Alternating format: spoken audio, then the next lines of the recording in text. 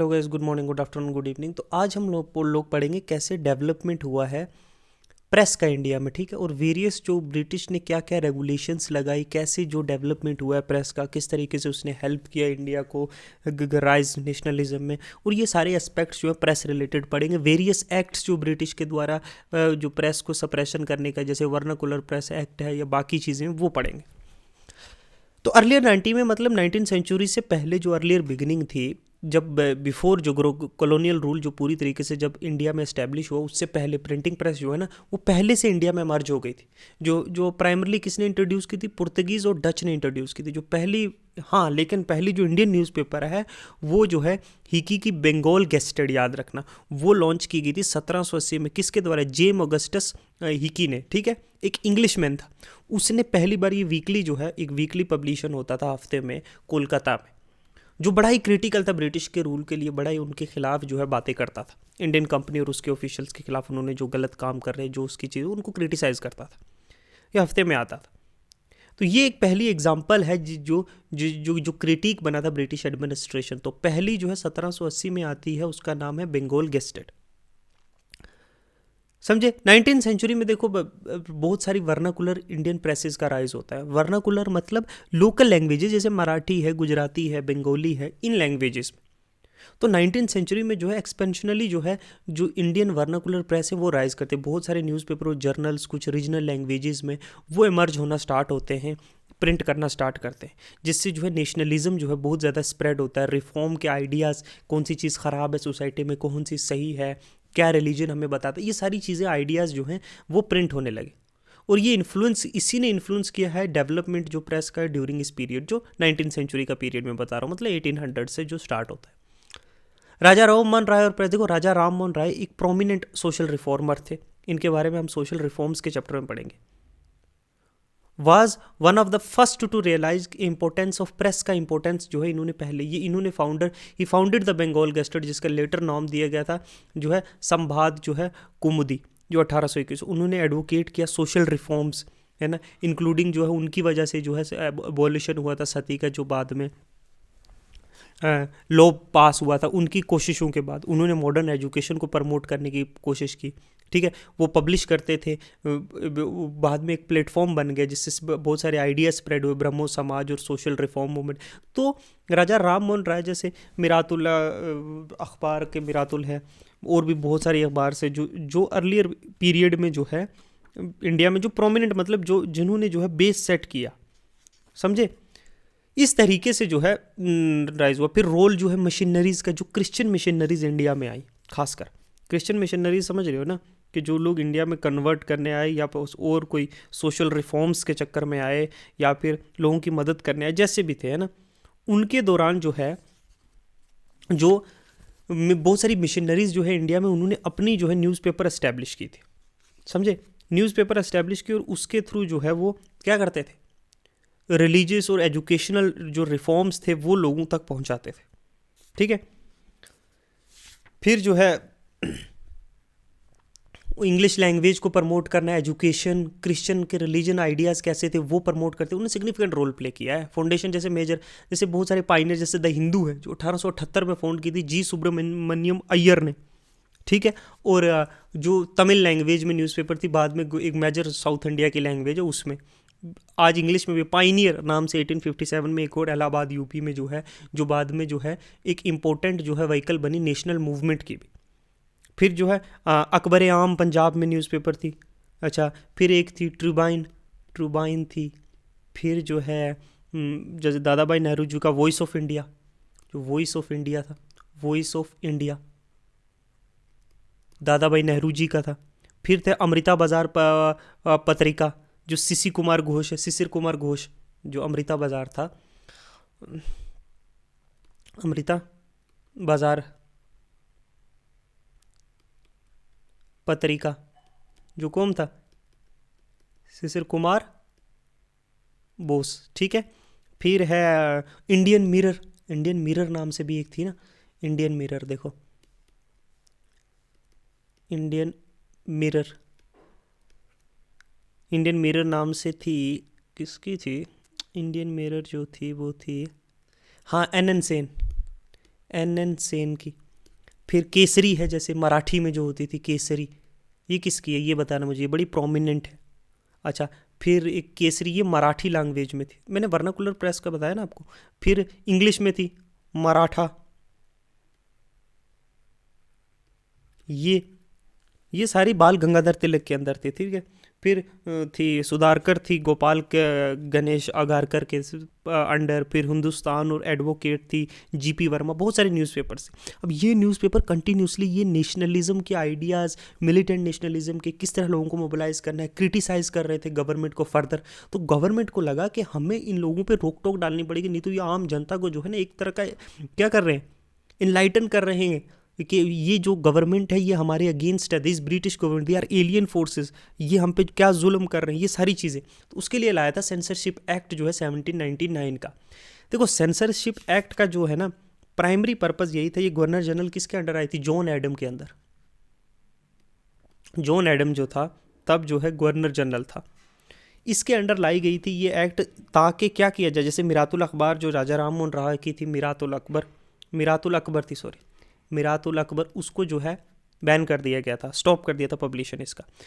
इसका primary objective इस act का ये था कि हमें किसी तरह से रोक लगानी है जो इन्फ्लुएंस जो ये प्रेस डाल रही हैं, स्पेशली इनकी पब्लिशन जो क्रिटिकल हैं ब्रिटिश रूल के ख़िलाफ़ जो बातें कर रहे हैं, उनकी खामियां बता रहे हैं, जो स्प्रेड कर रहे हैं नेशनलिज्म के आइडियाज़, नेशनलिस्ट आइडियाज़, समझे, जो इंपॉर्टेंट रोल प्ले करते पॉलिटिकल और सोशल रिफॉर्म्स में और रेजिस्टेंस, ब्रिटिश रूल के अगेंस्ट जो नाराज़गी। तो सेंसरशिप डाला न्यूज़ के पब्लिशन पे। यू एक्ट रिक्वायर के न्यूज़पेपर और पब्लिशन जो है वो सबमिट करेंगे अपने कंटेंट को, पब्लिश करने से पहले अपने कंटेंट की प्रायर अप्रूवल लेंगे ब्रिटिश अथॉरिटी से, पब्लिशन करने से पहले कि क्या वो पब्लिश कर रहे हैं, पहले उसकी परमिशन लेनी पड़ेगी। तो इससे क्या है, ब्रिटिश गवर्नमेंट को कंट्रोल मिल गया था किस तरीके की चीज़ें न्यूज़पेपर में छापी जाएंगी, और इससे ये होगा इंश्योर कि सिर्फ गवर्नमेंट जो मटेरियल जो गवर्नमेंट अप्रूव करेगी वही जो है पब्लिक तक पहुंचेगा। तो ये सेंसरशिप एक्ट जो 1799 का इसका था, रिस्ट्रिक्शन ऑन पब्लिशन इसका यही था, इसका टारगेट यही था कि ऐसी न्यूज़ ऐसी चीज़ें ना छापी जाएं जो कि गवर्नमेंट के खिलाफ हो, जो कि थ्रेटन कर रहे हों ब्रिटिश गवर्नमेंट को, जो कि क्रिटिसिज्म हो ब्रिटिश गवर्नमेंट का, जो नेशनल आइडियाज़ को प्रोपोगेट कर रहे हो, रेबेलियन बगावत जैसी चीज़ों को जो प्रमोट कर रहे हो, इनको रोक टोक के लिए जो है सेंसरशिप एक्ट लाया गया था 1799 का।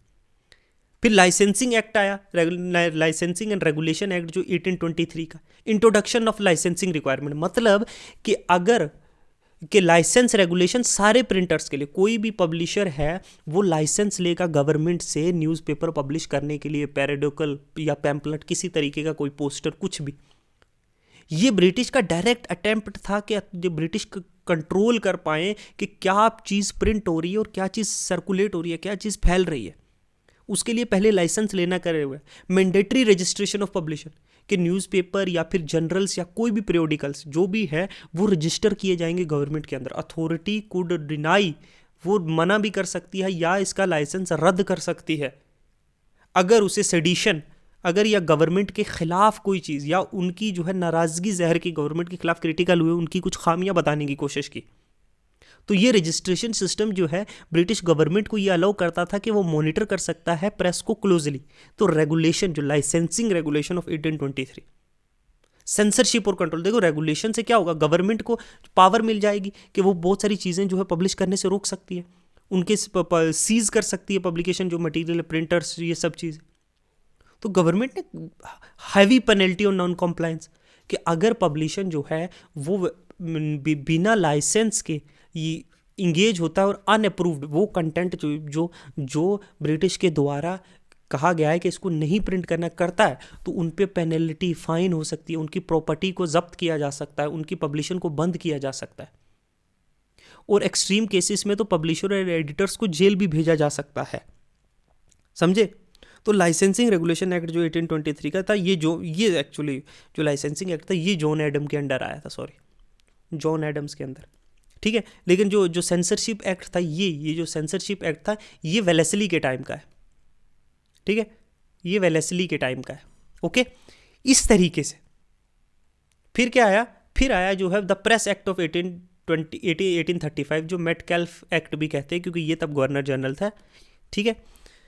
इस एक्ट के अकॉर्डिंग क्या था, ये act actually liberation of principle, इसे प्रेस भी कहा जाता है, क्योंकि इस एक्ट ने जो पिछले जो लाइसेंसिंग एक्ट और जो सेंसरशिप एक्ट था 1790 और लाइसेंसिंग एक्ट था जिसमें बहुत सारी रोक टोक ब्रिटिश ने इम्पोज की थी, वो इसने हटाई थी। मेटकैल्फ ने क्या किया था, रिकॉग्नाइज कि प्रेस की इंपॉर्टेंस ज़रूरी है और रिलेटिवली थोड़ा इनको आज़ादी दी थी, लिबरल अप्रोच किया। उसने अबॉलिश कर दिया सिस्टम का कि पहले जो है सेंसरशिप की कोई ज़रूरत नहीं, प्री सेंसरशिप की गवर्नमेंट से पूछने की ज़रूरत नहीं है कि आप क्या चीज़ जो है पब्लिश कर रहे हो। तो no longer has to seek prior approval from the government publication से पहले। फ्रीडम ऑफ एक्सप्रेशन, देखो प्रेस एक्ट जो 1835 का था ना, एक ब्रीफ पीरियड के लिए, कुछ वक्त के लिए जो है इंडियन प्रेस को फ्रीडम मिल रही थी। जो जर्नलिस्ट थे, जो एडिटर्स थे, जो पब्लिशर थे, उन्हें ज़्यादा फ्रीडम मिली थी कि वो अपने जो व्यूज़ है जो और क्रिटिसिज्म है ब्रिटिश के ख़िलाफ़, वो जाहिर कर सकते, वो बता सकते बिना डर के कि उनको कोई सेंसरशिप प्राइव सेंसरशिप अप्रूवल लेना पड़ेगा कि ये चीज़ कर सकते हो, ये नहीं कर सकते हो। ठीक है, control over sedition publication all through, लेकिन एक्ट में जो है act removed the requirement, prior censorship का जो क्लॉज था वो तो हटा दिया, लेकिन ब्रिटिश को पावर थी कि वो ऐसी चीज़ें नहीं जो गवर्नमेंट के खिलाफ एकदम जो क्या है, जो इन्फ्लेमेटरी या डेंजरस हो, मतलब जो दंगाई हो, जो बगावत की बातें करे, ऐसी चीज़ें नहीं।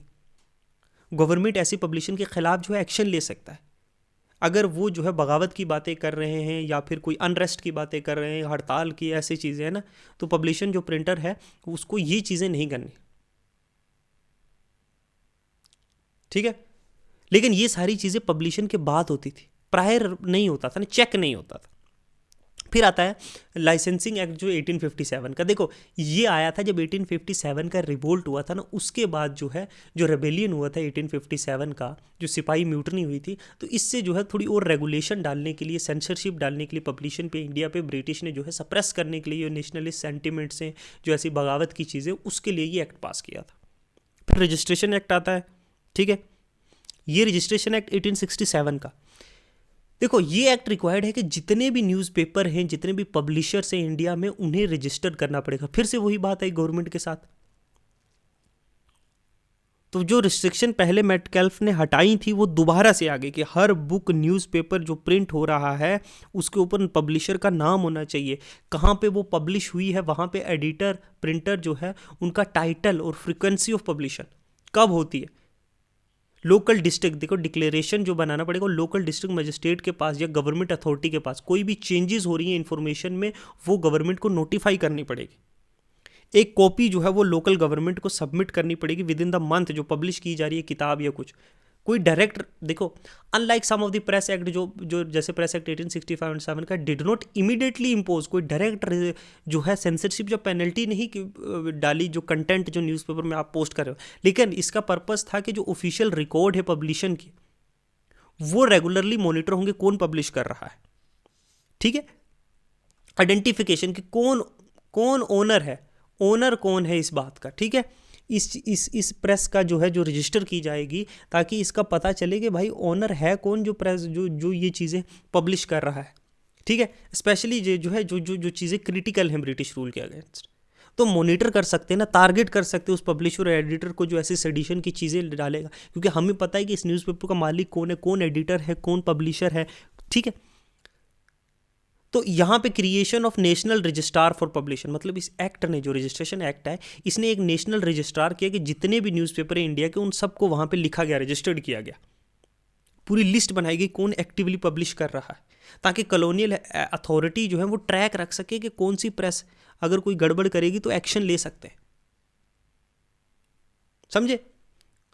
फिर आता है अब स्ट्रगल फॉर प्रेस फ्रीडम। देखो प्रेस फ्रीडम के लिए जो वेरियस एक्ट आए, अब इसके लिए जो है स्ट्रगल भी बहुत सारे लोगों ने की कि हमें इंडिपेंडेंस चाहिए। जैसे इनिशियल स्टेजिंग जो लेट 18 और अर्ली 19 सेंचुरी में जो इमरजेंस हुआ इंडियन प्रेस का, जैसे मैंने आपको बताया था जेम्स ऑगस्टस की कई कि बंगाल गेस्टेड आई 1701 में, जो पहली इंग्लिश लैंग्वेज न्यूज़पेपर थी इंडिया में, जो ब्रिटिश ईस्ट इंडिया कंपनी को जो और उसके ऑफिशियल्स को क्रिटिसाइज़ कर रही थी, इसको भी सीवियर ओपोजिशन हुआ, हिकाई को जेल भी हुई, इसका प्रेस बंद कर दिया गया। ये कुछ एग्जाम्पल है सेंसरशिप की जो हाईलाइट करता है कि कॉलोनियल गवर्नमेंट ने किस तरीके से क्रिटिसिज्म के खिलाफ जो एक्शन लिए। इतने सारे जो दबाव के बाद भी बहुत सारे इंडियन जो इंटेलेक्चुअल थे और रिफॉर्मर थे, वो प्रेस का जो है सोशल रिफॉर्म के लिए, हमारी सोसाइटी में जो कुछ चीज़ें ख़राब है उनके लिए, आइडिया मॉडर्निटी का, एजुकेशन का, रिलीजियस का, टॉलरेंस मतलब एक दूसरे रिलीजन के साथ कैसे मिल के रहना है, इन चीज़ों को फैलाने के लिए जो है एक वेपन की तरह यूज़ किया न्यूज़पेपर को। जैसे राजा राम मोहन रॉय ने अपनी न्यूज़पेपर का यूज़ किया, अबोलिशन ऑफ सती के लिए उन्होंने कैंपेन किया, चाइल्ड मैरिज रोकने के लिए, कास्ट डिस्क्रिमिनेशन को रोकने के लिए जो है रिफॉर्म मूवमेंट के लिए न्यूज़पेपर में बराबर छापते रहे। ये चीज़ें जो है अर्ली इनिशियल स्टेज में।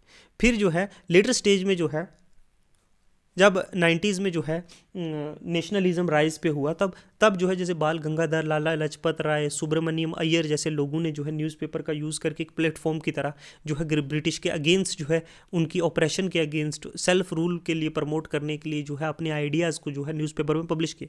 जैसे बाल गंगाधर अपने न्यूज़पेपर जो मराठी है और न्यूज़पेपर केसरी है, उसने यूज़ किया मराठी का न्यूज़पेपर, केसरी लैंग्वेज में, जो केसरी जो है न्यूज़पेपर था मराठी लैंग्वेज का यूज़ किया, पब्लिश करते थे 1881 से। वो आइडिया सेल्फ रूल का, स्वराज का जो है लोगों को समझाते थे। वो नेशनलिस्ट थॉट का एक मैटर, लोगों को पता चला कि स्वराज क्या है। Prominent leader Indian national Congress के अपनी न्यूज़पेपर्स चलाते थे ताकि लोगों को बताया जाए कि क्या ब्रिटिश में खामियां हैं, क्या चीज़ें। इसके लिए तिलक को जो है सेडिशन में 6 साल के लिए जेल भी हुई। तो ये अपने आइडियाज़ फैला रहे थे। लाला लाजपत राय जो पंजाब में बड़े, जो तब जो है पंजाब में वो क्या थे, बड़े एक्टिव थे। लाला लाजपत राय ने जो है अपने न्यूज़पेपर्स जो है चलाया, उसने बताया कि क्या खामियां हैं इस रूल में जो ब्रिटिश हम पे कर रही है, कैसे हमारी ड्रेन ऑफ वेल्थ हो रही है। उसकी राइटिंग जो है इश्यूज़ जैसे सोशल रिफॉर्म्स, राइट क्या है, इंडियन लोगों के भी हक हैं जो इनको नहीं दिए जा रहे। सुब्रमण्यम अय्यर ने हिंदी में लिखे, सेल्फ रूल की बात की। तो ये स्ट्रगल इस तरह से इंटेनिफाई हुआ। फिर महात्मा गांधी जो एक और लीडर थे जिन्हें ये समझ थी कि कैसे पावर कैसे यूज़ किया जा सकता है प्रेस का, ठीक है, लिबरेट करने के लिए लोगों को, पीपल को, लोगों को बताने के लिए कि क्या खामियां हैं ब्रिटिश रूल के अंदर, किस तरीके से वो ऑप्रेस कर रहे हैं। साउथ अफ्रीका जब रहते थे, उनका न्यूज़पेपर इंडियन ओपिनियन यूज़ किया गया, जो इंडियन कम्युनिटीज़ वहाँ रहती थी उनकी बातों को उठाने के लिए। जब वो इंडिया आए तो उन्होंने स्टार्ट किया यंग इंडिया 1929 में, जो एक इम्पोर्टेंट बन गया, जो आइडिया था स्वराज का, सेल्फ रूल का, उनको फैलाने के लिए। सिविल डिसोबीडियंस कैसे करनी है, कैसे समझाया, कैसे हड़ताल करनी, कैसे नॉन वायलेंस का यूज़ करना है, ठीक है। फिर आता है इंडियन प्रेस एक्ट 1910 में। देखो ये फर्दर अटेम्प्ट थी ब्रिटिश की कि और हम कैसे इन प्रेस को रोक सकते हैं। इट रिक्वायर एडिटर के वो पोस्ट करेगा हैवी सिक्योरिटी बॉन्ड जो है, और वो गवर्नमेंट को देगा, पैसा देगा, मतलब जो है अपनी सिक्योरिटी रखेगा, सिक्योरिटी का पैसा, कि अगर वो कुछ भी गवर्नमेंट के खिलाफ करता है तो ये पैसा भी जब्त होगा और न्यूज़पेपर भी उसकी बैन होगी बिना किसी ट्रायल के। कि कोई भी सेडिशन मटेरियल अगर न्यूज़पेपर में का है, कोई भी गवर्नमेंट के खिलाफ क्रिटिसिज्म होगा अननेसेसरी या नेसेसरी, तो ये डायरेक्टली नेशनलिस्ट प्रेस जो थे, जो लीडर, प्रोमिनेंट लीडर थे नेशनलिज्म को, उनको टारगेट किया गया था। बहुत सारे इंडियन न्यूज़पेपर्स ने जो है लीगल एक्शन भी किया और वो बंद भी हो गए बाद में, ठीक है। The role of early nationalist in the fight of press fund freedom. देखो बहुत सारे, राजा राम मोहन राय फॉर इंस्टेंट, उन्होंने जो है लड़ा सोशल रिफॉर्म्स के लिए। ये वो सुरेंद्रनाथ बैनर्जी हैं जो इंडियन नेशनल कांग्रेस के एक इंपॉर्टेंट जो थे, उन्होंने फ्री प्रेस के लिए जो है एडवांसमेंट की, नेशनल, इन्होंने लड़ा कि पॉलिटिकल कॉन्शियस लोगों के अंदर जागेगी इंडियन नेशनल कांग्रेस के। 1878 में आता है फिर जो वर्नाकुलर प्रेस एक्ट। देखो वर्नाकुलर प्रेस एक्ट का क्या था कि टारगेट करनी है हमने जो यहाँ की इंडिजिनस लैंग्वेजेस है, इनमें जो लैंग्वेजेस में जो है, इंडियन लैंग्वेजेस में जो वर्नाकुलर प्रेस एक्ट था वो स्पेसिफिकली यही टारगेट कर रहा था, क्योंकि इन लैंग्वेजेस को देखा जाता है कि मोर रेडिकल और potentially seditious compare to English language के न्यूज़पेपर। जो ये लैंग्वेज के यहाँ लोकल लैंग्वेजेस में लोगों को समझाया जा रहा है, लोगों को ब्रिटिश के खिलाफ खड़ा किया जा रहा है। तो ब्रिटिश गवर्नमेंट को ये लगता था कि अगर हम ये लोकल लैंग्वेजेस जो वर्नाकुलर प्रेस एक्ट से जो इंडिजिनस लैंग्वेज हैं, ये एंटी कॉलोनियल सेंटिमेंट्स लोगों के अंदर फैला रहे, एंटी मतलब ब्रिटिश राज के खिलाफ लोगों के अंदर वो जज्बात पैदा कर रहे हैं। गवर्नमेंट जो क्रिटिसाइज, जो गवर्नमेंट की पॉलिसी को ये लोग जो है क्रिटिसाइज कर रहे हैं, और मास जो पॉलिटिकल रेजिस्टेंस जो है, स्पेशली जैसे रेबेलियन 1857 में, कहीं ये ना हो जाए, तो उन्होंने लाया कि इस लैंग्वेज को जितनी भी है सेंसरशिप किया जाए। अब वर्नाकुलर प्रेस एक्ट के मतलब बहुत सारी जो है, जब वर्नाकुलर प्रेस एक्ट आया तो, क्योंकि जब वर्नाकुलर प्रेस एक्ट आया था तब लिटन था गवर्नर जनरल इंडिया का, और लिटन जो करवा रहा था दिल्ली दरबार, और वहीं जो है फेमाइन हो रहा था जो है दक्कन में, लाखों लोग मर रहे थे, और ये दिल्ली दरबार कर रहे हैं और मज़े ले रहे हैं ना। तो इसके खिलाफ इन चीज़ों को रोकने के लिए। अब वर्नाकुलर प्रेस एक्ट के पास जो है ये था कि इम्पोजिशन, मतलब देखो जैसे वो जो मजिस्ट्रेट के पास जो एक्शन उसका फाइनल होता था, मतलब कि पब्लिशर को जो है या प्रिंटर को जो है उसको जो है वो डिपॉजिट सिक्योरिटी जमा करना पड़ेगा, और अगर वो न्यूज़पेपर में कुछ भी अगर खिलाफ छापता है, मतलब एडिटर या पब्लिशर जो है उसे एक पोस्ट ऑफ सिक्योरिटी या बॉन्ड जो है गवर्नमेंट के पास सबमिट करना पड़ेगा, और ये बॉन्ड जो है, ये पैसा जो है ये रद्द हो जाएगा अगर पब्लिशर जो है वो वोलेशन करता है वर्नाकुलर प्रेस लॉ का, एक्ट है जो उसका, पर्टिकुलरली इन टर्म ऑफ अगर कोई भी सेडिशन या कोई भी चीज़ अनरेस्ट पैदा करता है पब्लिक में कुछ भी गवर्नमेंट के खिलाफ बोलकर, तो ये पैसा उनका जब्त हो जाएगा। ठीक है, ये बॉन्ड जो है एक इंटिमिडेशन, एक तरह की धमकी थी जिसको पब्लिशर को फोर्स किया जाए वो खुद से जो है ऐसी चीज़ें नहीं पब्लिश करेगा। सीजर और सप्रेशन ऑफ पब्लिशन, देखो अथॉरिटी को ये अलो किया जाता है वो कोई भी जो लो इंडिजिनस लैंग्वेज की न्यूज़पेपर है या कोई प्रेस का इक्विपमेंट है जैसे प्रेस मशीन्स हैं, जो अगर उन्हें सेडिशन पे अगर उसने उन्हें क्या साबित कर दिया गया कि ये लोग जो गवर्नमेंट के खिलाफ लिख रहे हैं, ये लोगों के अंदर जो है नफरत पैदा कर रहे हैं ब्रिटिश के लिए, तो ये सारी चीज़ें उनकी जो है जब्त हो सकती थी। और बहुत सारी न्यूज़पेपर्स जो हैं वो बंद हो गई करना, कुछ तो रातों रात इंग्लिश में कन्वर्ट हो गए तो एक्ट ने अलो किया कि बहुत सारी पब्लिशन जो है ख़त्म हो गई, पब्लिक ऑर्डर डिसरप्ट कर रही है, तो मजिस्ट्रेट का एक्शन जो है इसमें फाइनल होता था और कोई भी अपील नहीं कर सकता बंदा किसी भी कोर्ट में, समझे। वर्नाकुलर न्यूज़पेपर जो थे वो जो है बंद हो गए क्योंकि बिना प्रूफ के भी जो है बंद कर सकते थे और मजिस्ट्रेट का डिसीजन फाइनल होता था और कोई कोर्ट में बंदा अपील भी नहीं कर सकता था। इस एक्ट को जो है गैगिंग एक्ट भी कहा गया था, निक नेम दिया गया था लोगों के द्वारा, गैगिंग एक्ट, समझे। और इसका वर्स्ट जो सबसे बड़ी बात ये थी कि इसमें जो है इसमें भेदभाव किया गया था वर्नाकुलर लैंग्वेजेस में और इंग्लिश लैंग्वेज में, जो हमारी हिंदुस्तान की लैंग्वेजेस थी और जो इंग्लिश में, इंग्लिश को कुछ नहीं किया गया लेकिन वर्नाकुलर लैंग्वेजेस पे किया गया। तो बहुत सी न्यूज़पेपर जो पहले लोकल लैंग्वेजेस में जो है प्रिंट करती थी वो रातों रात इंग्लिश लैंग्वेजेस में हो गई, जैसे सोम प्रकाश है, भारत मीर है, दक्कन है, समाचार है, ये बहुत सारी न्यूज़पेपर्स थी। जो अमृता बाजार पारिकर थी वो रातों रात जो उन्होंने इंग्लिश लैंग्वेज में कन्वर्ट कर दिया तो ये चीज़ थी। अब ये क्यों था? कंट्रोल करने के लिए प्रेसेस को, ठीक है, सप्रेस करने के लिए जो नेशनल सेंटिमेंट्स ये जो जगा रहे थे नेशनलिस्ट लीडर्स उनके खिलाफ, प्रिवेंटिंग के किसी तरह से लोगों को, मासेस को, जो पब्लिक को है वो मोबिलाइज न कर सके। जैसे बाल गंगाधर तिलक जैसे लोग जो आइडिया स्प्रेड कर रहे थे ऐसे नेशनलिस्ट के, जो लोगों को स्वराज के पीछे लगा रहे थे कि हमने स्वराज के लिए लड़ना, हमने अपनी सेल्फ गवर्नमेंट के लिए लड़ना, कोई एलियन आके हमारे यहाँ क्यों कर रहा है।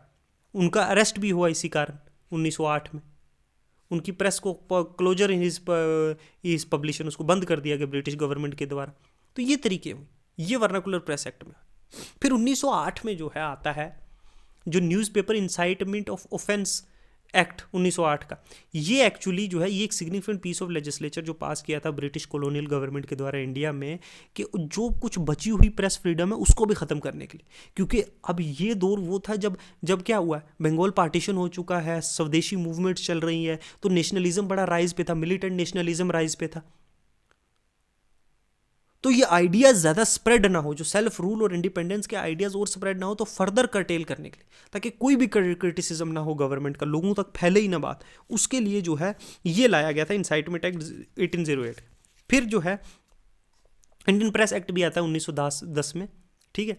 उसमें भी यही है कि जो वर्स्ट फीचर थे जो मतलब जो वर्नाकुलर प्रेस एक्ट के थे, लोकल गवर्नमेंट को और पावर दी गई थोड़ी सी, ठीक है। इंडियन जो प्रेस एसोसिएशन है उसको दी, वो जब ऑपरेशन में आई तो ये सारी चीज़ें हुई थी, 5 लाख का वो होता था फाइन वाइन, ये सारी चीज़ें। फिर आता है इंडियन प्रेस एक्ट 1931 में। देखो ये भी पार्ट था ब्रिटिश गवर्नमेंट का कि ब्रॉडर एफर्ट के किस तरीके से हम ये नेशनलिस्ट मूवमेंट जो चल रही है, क्योंकि गांधी जी बड़े एक्टिव थे, सिविल डिसोबीडियंस मूवमेंट हो रहा है, बहुत सारी हो रही है, क्विट इंडिया मूवमेंट आज चलने होने वाली है, तो ये मूवमेंट नेशनलिस्ट मूवमेंट को रोकने के लिए था। क्योंकि प्रेस एक बहुत पावरफुल व्हीकल है, एक हथियार है लोगों को इकट्ठा करने के लिए, नेशनल एंटी जो कॉलोनियल सेंटिमेंट्स हैं उनको स्प्रेड करने के लिए, तो इनको रोकने के लिए जो था। प्लस जो है तब सिविल डिसोबीडियंस मूवमेंट भी चल रहा था, इन सारी एक्टिविटीज़ को रोकने के लिए जो है 1931 में जो है इंडियन प्रेस एक्ट आया था, समझे। तो ये सारे जो हैं कि इस तरीके से जो है एवोल्यूशन, किस तरीके से एवोल्यूशन हुआ इंडिया में प्रेस का। देखो, अगर इंडिया में प्रेस का एवोल्यूशन देखा जाए ना, तो वो कहीं ना कहीं रिलेटेड है नेशनलिज्म से भी। इंडिया में जैसे जैसे नेशनलिज्म राइज हुआ, वैसे वैसे प्रेस का भी राइज हुआ। जैसे जैसे प्रेस का एवोल्यूशन हुआ, प्रेस का जो है राइज हुआ, ठीक है, वैसे वैसे उतना ज़्यादा नेशनलिज्म के आइडियाज़, रिफॉर्म आइडियाज़ जो है लोगों में स्प्रेड हुए। तो बड़े बड़े लीडर्स थे जो रिफॉर्मिस्ट, जो लीडर्स थे नेशनलिज्म के और जो रिफॉर्मिस्ट थे, उन्हें जो है उन्होंने इसको एक टूल की तरह यूज़ किया, जो ब्रॉडर पब्लिक तक जो है ये बात सुनाने की। अब बहुत सी पब्लिक जो है, आप ये भी बोलोगे कैसे पब्लिक तक सुनाते थे, जबकि जो मास ऑडियंस थी वो तो इलिटरेट थी, अनपढ़ थी उस टाइम की। तो क्या होता था कि एक बंदे को अगर पढ़ना आता तो 20 बंदे उसके पास बैठ के सुन रहे हैं चाय की टपरियों पे, जो पहले होता था। आज भी बहुत जगहों पे होता है, आप न्यूज़पेपर पढ़ रहे होते हैं चाय पे बैठ के, कब चाय पे चर्चा होती है। तो इस तरीके से पैम्पलेट्स छापे जाते थे, कार्टून्स बनाई जाती थी, ताकि लोगों को जो फ़ोटोज़ देख के समझ आए कि कैसे जो है ब्रिटिश को विलन दिखाया गया है, आम लोगों पे जुल्म हो रहा है। तो इस तरीके से आइडिया स्प्रेड किए गए थे, समझे। तो कहीं ना कहीं प्रेस जो है, और फिर हमने ये भी देखे किस तरीके से ब्रिटिश ने ट्राई किया कि हम कैसे कर्टेल करेंगे ये चीज़ें, कैसे हम रोकेंगे, प्रोहिबिट करेंगे वेरियस जो हमने एक्ट्स देखे। तो ये एक जर्नल हिस्ट्री है जो प्रेस की ड्यूरिंग अर्लियर और during the British Raj in India, ठीक है। इसमें कुछ इंपॉर्टेंट अगर आपने एक्ट्स याद रखने हैं, तो एक तो आपने सेंसरशिप एक्ट याद रखना है, जो सेंसरशिप एक्ट है, सेंसरशिप एक्ट जो है 1799 का, ठीक है। लाइसेंसिंग और रेगुलेशन जिसमें होती थी 1823 का, लाइसेंसिंग और रेगुलेशन जो है 1823 का, ठीक है। फिर आपको याद रखना है, और वर्नाकुलर प्रेस एक्ट, खासकर जो वर्नाकुलर प्रेस एक्ट है, वर्नाकुलर प्रेस एक्ट कब आया, 1878 का, ठीक है। Licensing, censorship, vernacular press act जो 1873 का, ठीक है। और मेटकैफले का भी याद रखना, मेटकैल्फ का जो था लिबरेशन, जो प्रेस को लिबरेशन का भी जिसको कहा जाता है, ठीक है, वो याद रखना, जिसको मेटकैल्फ एक्ट भी कहा जाता है, ठीक है। ये 3-4 आप याद रखना। और कुछ जो है जो इंपॉर्टेंट लीडर्स हैं उनके रिलेटेड जो प्रेस हैं, जैसे सुरेंद्रनाथ बैनर्जी हैं, जैसे बाल गंगाधर तिलक है, जैसे लाला लाजपत राय है। फिर ये चीज़ें याद रखना, गुजराती है जैसे पंजाबी में, ये हिंदुस्तानी गणेश आगरकर, गोपाल गणेश आगरकर का, अच्छा ये सीसी कुमार घोष है, जैसे जी सुब्रमण्यम अय्यर है, सुरेंद्रनाथ बैनर्जी है बंगला, जैसे सुरेंद्रनाथ बैनर्जी का था। ये इंपॉर्टेंट प्रेस जो है ना, और उनसे रिलेटेड जो नेशनलिस्ट और रिफॉर्मिस्ट लीडर हैं, जो नेशनलिस्ट और रिफॉर्मिस्ट हैं, ठीक है, उनका याद रखना है कि उनसे रिलेटेड कौन कौन से प्रेस हैं। बस बाकी इस चैप्टर में आपको कोई चीज़ और ज़्यादा याद रखने की ज़रूरत नहीं है, ठीक है। Thank you, good bye.